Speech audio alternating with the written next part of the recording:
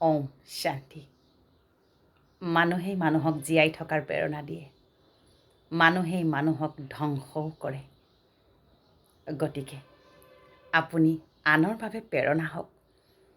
কেতিয়াও ভুলতো আনৰ দুশ্চিন্তা নকৰিব। আপুনি যদি কাৰোবাৰ প্ৰতি এটা শুভ চিন্তাৰ সৃষ্টি কৰে, দেখিব হাজাৰ গুণ বৃদ্ধি হৈ সেই শুভ চিন্তাই আপোনাৰ জীৱন সুখ শান্তি প্ৰেমৰে পৰিপূৰ্ণ কৰি তুলিব।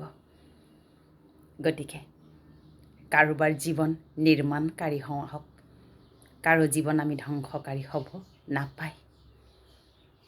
আমি এজনে আনজনক যদি শুভকামনা শুভভাৱনাৰ আশীৰ্বাদ দিওঁ, সেয়াই বহুগুণে বৃদ্ধি হৈ আমাৰ জীৱনলৈকে ঘূৰি আহে।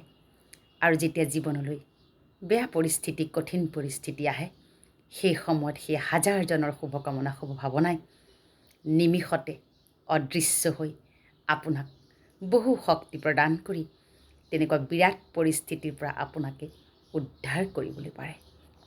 গতিকে আশীৰ্বাদ কমাওঁ আহক, আশীৰ্বাদ আহৰণ কৰোঁ আহক। কেতিয়াও অভিশাপ আহৰণ নকৰিব।